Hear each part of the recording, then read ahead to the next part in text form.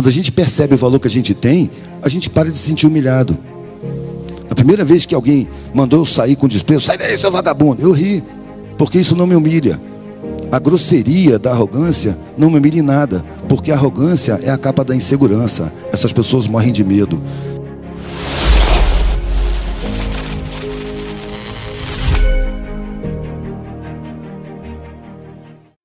Eu tive que ter meus filhos em um hospital público na gloriosa categoria de indigência e cansei de dormir em cima de papelão, mas a minha origem não foi essa.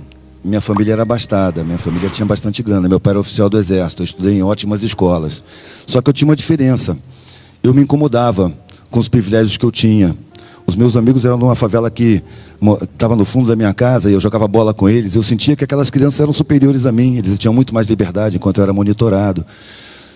Eu percebia que eram pessoas muito mais livres do que eu era preso. E quando eu estava no meu meio, na minha casa, com os meus amigos, eu questionava essa diferença, questionava os nossos privilégios. E nesse meio é muito mal recebido, as pessoas não querem saber, não querem tratar do assunto miséria. Isso sempre foi assim, sempre vai ser assim, é assim que eles pensam. E eu me senti estranho, eu era um estranho naquele meio. E passei a adolescência, tentei entrar no exército, não tenho temperamento para aquilo. Fui funcionário do Banco do Brasil, também não tenho temperamento para aquilo. Eu vivia por pressão familiar em nome das coisas, dos benefícios, das facilidades. E eu sentia alguma coisa estranha nisso, porque não me satisfazia. Eu sentia uma atração muito grande pela maneira dos mais pobres, que no caso do meu convívio eram os serviçais. Eles eram mais espontâneos, mais sinceros, o olhar tinha alguma coisa diferente. E eu tentava me aproximar deles, eu ia para as festas e ficava na cozinha, conversando com os garçons, com os cozinheiros, com as pessoas, com os faxineiros, que me tratavam muito bem, mas não me tratavam com igualdade, porque quando se tratavam entre si, eu sentia que era diferente. Eu era um riquinho legal. Quando eu cheguei até a faculdade, eu entrei na faculdade por pressão familiar também, eu vi esses assuntos que eu queria discutir, que não encontrava jeito, serem discutidos. E fiquei muito encantado com aquilo por uns 3 meses, porque depois eu percebi que essas pessoas também não se aproximavam dos mais pobres. Quando eu saí do exército, eu tinha o couro bem duro. Eu aguentava dormir no chão, papelão, molhado, passava fome tranquilamente. Então, eu saturado do meu meio social, todo feriado, todo espaço que eu tinha, eu viajava de carona.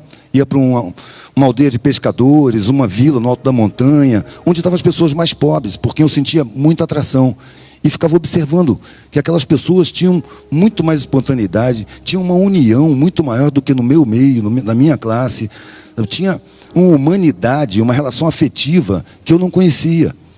Aí eu resolvi, já decepcionado com a faculdade, não ter nada, vou fazer a experiência do que é não ter nada, eu quero andar pelo mundo sem nada. Só que aí a família, ofendida com a minha opção, cortou relações. E o que era para ser uma experiência virou situação.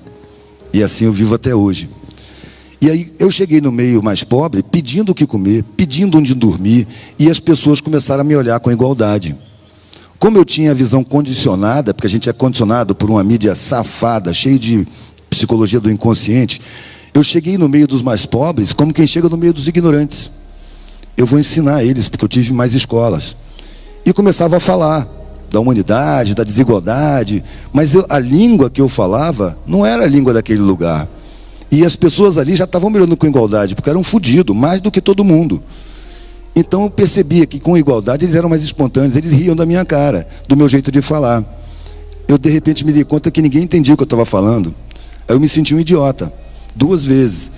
Primeiro porque eu achei que eu estava indo para o meio da ignorância, e eu percebi que ignorante ali era eu. E segundo, porque eu percebi que eu tenho 2 orelhas, 2 olhos e só uma boca. Eu tenho que ouvir mais, observar mais e falar menos. E eu comecei a fazer isso, prestar atenção. E percebi que no meio da periferia, que a gente julga que é tão ignorante, existem códigos de comunicação inacessíveis para quem fala a língua acadêmica. São códigos intuitivos, são códigos de sentimento, são gestuais, é mímica, é uma coisa muito mais profunda. E eu percebi também, aliás, no meu próprio coro, que a capacidade de resistência nas periferias é muito maior do que nas outras classes. Porque quem trata com dificuldade ganha força. Ali se acostuma, aqui todo mundo sabe disso, se acostuma a tratar com dificuldade, superar perdas o tempo todo. Dificuldade gera resistência, facilidade gera fragilidade. Então, as classes mais altas, como aquela que eu era originário, era muito frágil, muito medrosa. Era o que me incomodava lá, era o medo. Ali era um medo enorme de cair de patamar. E quando eu estava misturado com a maioria, eu via que ali ninguém ficava triste porque não tinha nada. Pelo contrário, era uma alegria danada. As dificuldades eram pinto, era brincadeira de criança. Aí eu comecei a perceber que essas pessoas não sabem disso, porque tem todo um processo de impedimento do desenvolvimento dessas pessoas. Comecei a perceber que a escola pública não merece nome de escola. Existe uma sabotagem institucional. Ali não chegam verbas, não chega o ensino. Ali é um centro de tortura de professores, de alunos e de funcionários. A escola pública é feita para fabricar ignorância, para que as pessoas não se deem conta do que acontece no mundo. Eu comecei a perceber também que quem faz tudo na sociedade é a rapaziada mais pobre. Se você se colocar em qualquer lugar da cidade, em qualquer lugar onde tenha civilização e olhar em volta, você não vai ver 1 milímetro que não foi mão de pobre que botou ali. Todas as roupas são costuradas por pobres, todas as paredes são levantadas por pobres, a comida que se come é plantada, colhida, trazida e preparada por pobres. O pobre faz tudo, tudo, não falta nada, só que ele não sabe disso. A sociedade se estruturou em cima da massa mais pobre, e a massa mais pobre sustenta essa estrutura. É uma estrutura criada na época dos reis ainda, onde a sociedade vivia em função daquela cúpula da nobreza. Toda a sociedade. Existia uma classe intermediária, que era a pequena nobreza, que administrava os peões, o povão que fazia tudo, sustentava tudo, e aquela cúpulazinha pequenininha. Essa estrutura está aí até hoje. Só que, em vez de reis, são mega empresários, mega banqueiros, que controlam a mídia, controlam os políticos. Eu já não acredito mais na política, porque quem faz a política são os empresários que financiam as campanhas. É empresário que faz política pública. Eles estão na cúpula e não querem sair da cúpula. E, para isso, tomaram todos os cuidados. Muita coisa do que eu queria foi induzida por eles. Muita coisa da minha visão de mundo foi induzida por esse motivo. Você tem que ver o mundo distorcido para ele permanecer como está. Quando a gente começa a perceber, a gente começa a mudar os valores, começa a mudar o comportamento. E eu acho que é isso que vai mudar a estrutura toda da sociedade. Porque os mais pobres não só constroem a sociedade, eles sustentam a sociedade, eles mantêm a sociedade. A carga tributária, que é o que banca o Estado, ela está em cima do consumo. Ela não está em cima nem do patrimônio, nem da renda. E estando em cima do consumo, se divide entre a maioria. O mais pobre paga pela sociedade. E, no entanto, ele é traído, ele é sabotado, ele é desprezado, ele é perseguido, ele é enganado, ele é visto com desprezo. E ele se sente assim. É isso que é mais grave. Quando a gente percebe o valor que a gente tem, a gente para de se sentir humilhado. A primeira vez que alguém me desprezou, que eu demorei para perder o jeito de riquinho, a primeira vez que alguém mandou eu sair com desprezo, sai daí, seu vagabundo, eu ri, porque isso não me humilha. A grosseria da arrogância não me humilha em nada, porque a arrogância é a capa da insegurança. Essas pessoas morrem de medo, botam uma arrogância, vestem uma arrogância, uma superioridade, mas é falso. A gente não pode aceitar isso. É como um presente. Se você aceitar o presente, você vai levar, mas você pode não aceitar esse presente, e aí você não leva. É preciso a gente não tomar um insulto para si. É somente uma manifestação. A gente não passa a ser o que pensam que a gente é, ou o que dizem que a gente é. A gente não pode ter vergonha de não ter roupa de marca. A coisa é tão absurda que uma pessoa honesta, generosa, leal, sincera e mal vestida é mal vista. E um pilantra bem vestido com terno caríssimo, que paga a campanha de político, que desvia milhões, que prejudica milhões de pessoas, é bem visto, é visto como um vitorioso. A gente tem que mudar os símbolos da vida. Eu não estou aqui para vencer na vida, eu estou aqui para viver. Eu não quero mudar o mundo, eu quero ter satisfação na minha vida. Eu quero que o mundo mude, porque ele muda o tempo todo. E depende da nossa atitude. Quando eu comecei a mudar o meu mundo, eu percebi que meu comportamento começou a influenciar pessoas. As pessoas começaram a me perguntar a minha opinião. Mas eu estava preocupado em mudar a mim mesmo. Quando eu saí da faculdade, eu nem acreditava que o mundo pudesse mudar. Eu demorei para perceber que o mundo muda sozinho o tempo todo.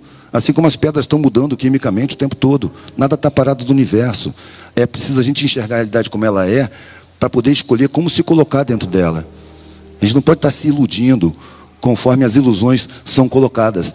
Hoje, as pessoas têm um inimigo dentro de casa, que é o pior inimigo que eu já vi, que se chama televisão.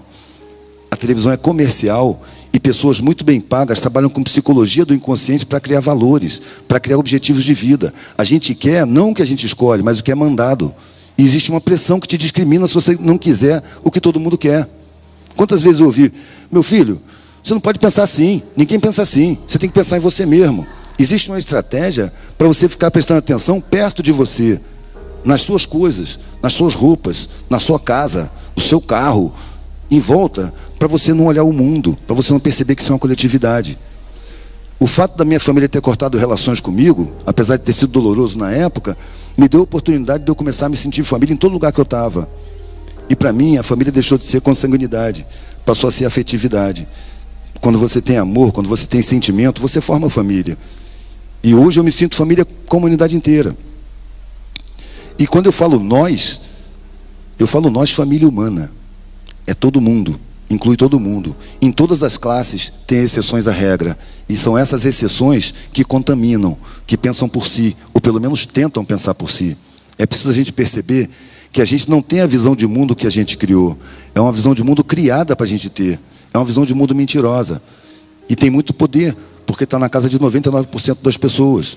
Está aí controlando o que eles chamam de política, que para mim não é nem política mais. Um governador, para mim, é um gerente, não é um governador. Ele não governa para a população, ele presta conta para o financiador de campanha, ele mente para o eleitor. Eu não quero aqui induzir ninguém ao crime, mas eu não voto desde 89, desde que eu percebi que a política institucional é uma farsa, que está aí para enganar a população. A população sustenta a sociedade e precisa perceber isso. E é isso que eu tenho feito. Me chamam para falar, eu estou me sentindo super repetitivo, chato pra caramba. Em todo lugar que eu vou, as pessoas ficam chapadas. E eu acho que eu estou falando o que está na cara, o que é óbvio. É só a gente olhar para dentro da gente e ver o que a gente quer na vida. A gente quer vencer na vida? Estamos colaborando. A gente quer regalia? Estamos colaborando. Ensinam para a gente que o objetivo da vida é patrimônio, é segurança, é conforto. E não é, é afeto. Há muito tempo atrás, eu tinha 18 anos, ainda estava na faculdade, eu encontrei um velhinho que estava com quase 90 anos, bem velhinho, cheio de doença, e era um rico empresário de exportação e importação. Ele falou umas coisas comigo que para mim foram importantíssimas. Ele falou, eu fiz tudo o que me mandaram fazer na vida.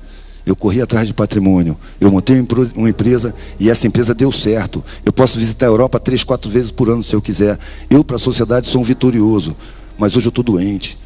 Eu estou sentindo que a morte está perto. Estou tomando um monte de remédio. E aí eu olhei para a minha vida. E ela perdeu totalmente o sentido. A sensação que eu tenho é que mentiram para mim em algum lugar. E eu acreditei. Eu não pude conviver com meus filhos. Não pude criar afeto com os meus filhos. Porque eu estava muito ocupado desenvolvendo a empresa. Então eu paguei pessoas muito bem qualificadas para formá-los.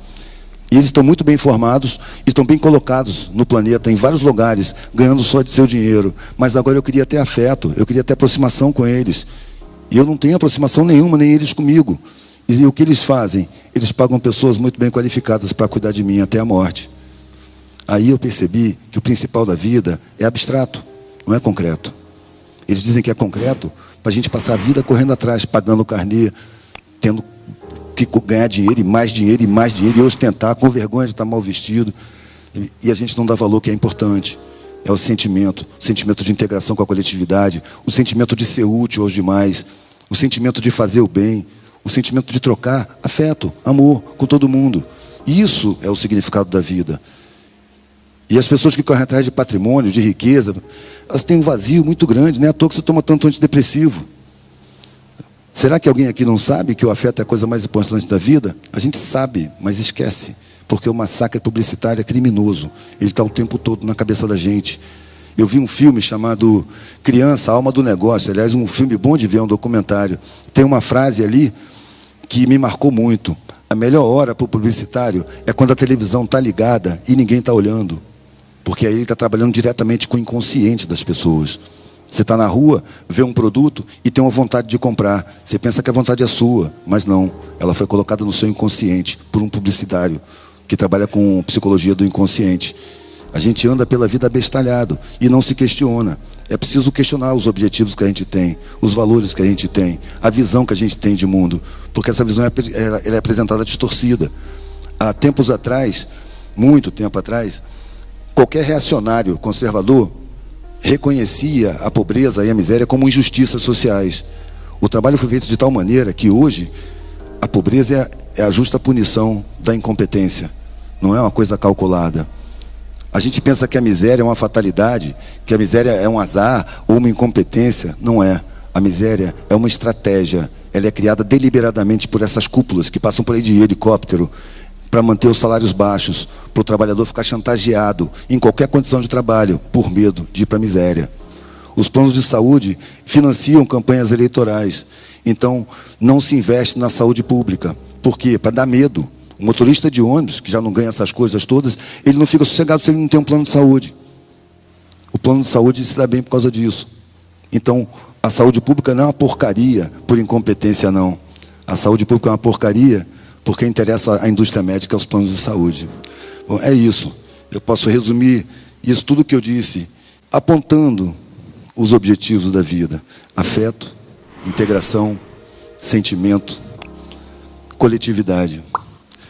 Valeu, acabou o tempo. Obrigado.